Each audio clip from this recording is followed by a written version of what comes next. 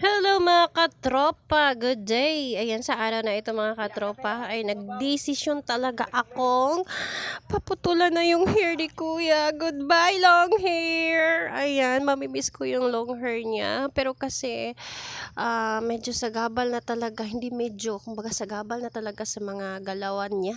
So ayan siya, ayan yung ang gusto naming igupit sa kanya. So, dito na, magsa-start na kami, mga katropa. Oh my God! Woo! Mga katropa, kinakabahan talaga ako kasi nasasayangan ako sa hair ni kuya. Baka mali-mali yung paggubat. Kinanglag o sa kabat or kanaan?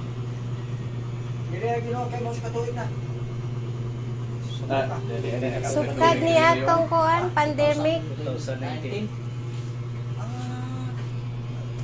Sa ito pa mga 3 years. 4 years.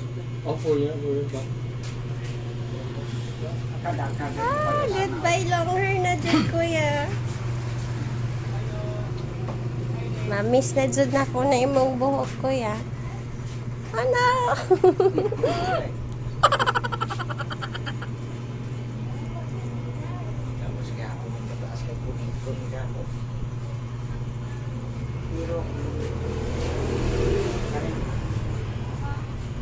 Kaning apostolic.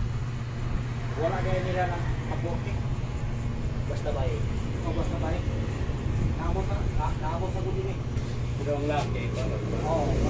Kami bawal mo sa taas. Malaon para sa lugar yun. Dahil sunod. Wow! Lana! Kabaga! Sa buhok. Aras buko. Kasip sa buhok. Motor rumi. Motor lang kita sa pagbahan. Kay musik kayo. Faktor na? Faktor na? Kaya ni. Kabugata, oh. Ha? Isa. Dua. So, dito mga katropa, para na siyang si Dora the Explorer. Kulang na lang ang bag. Pero grabe ka ba ko talaga dito katropa kasi baka yung gupit na gusto naming maigupit sa kanya ay hindi masunod. Yun nga, hindi nga talaga nasunod. Pero okay pa rin kahit hindi nasunod. Bagay naman sa kanya. So, let's watch. You watch pala. Ako let's naman. At tapos na pala ako. So, ayan, sinimulan na ni Manong ang paggupit-gupit dito banda. Natitense ako, pati si asawa.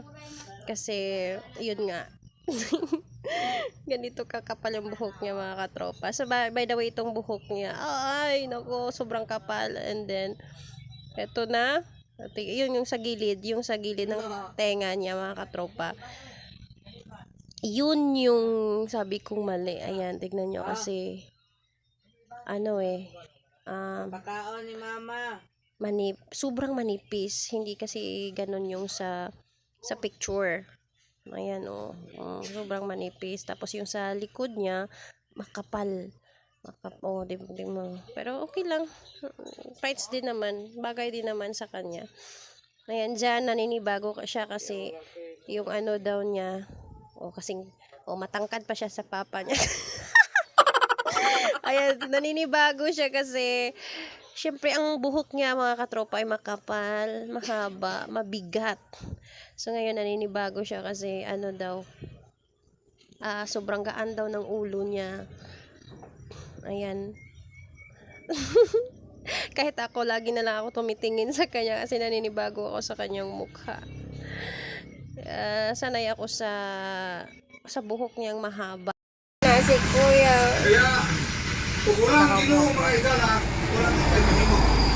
Maski pag ikaw ay pinakamayaman na tao sa kalimutan, kung wala ang Ginoo sa Ginoo. So after sa anak ay yung ama na naman kasi nakita ko pangit ang ulo niya.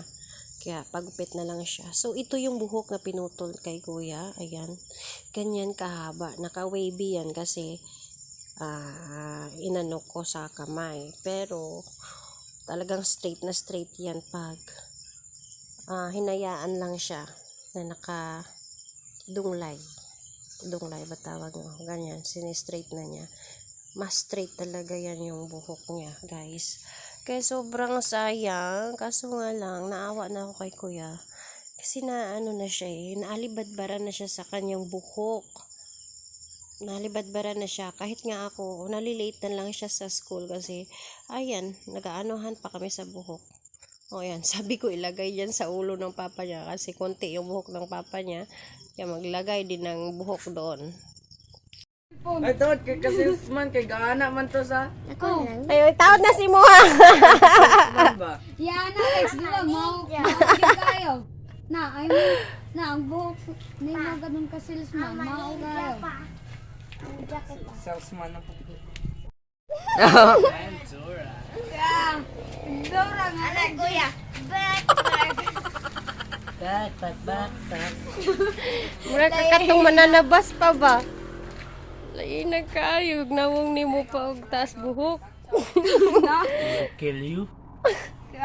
Rakapre.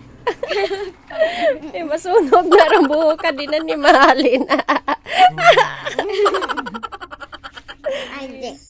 So, ito na mga katropa, nakaligo na si kuya. So, ayan na siya. Ito yung resulta. Hi, kuya. Ayan mga katropa, hindi ganyan yung ipapaano sana namin. Pero wala na, yan na yan eh. Okay naman. Hindi ba na sunod yung sa picture na pinakita namin. Pero okay na rin yan.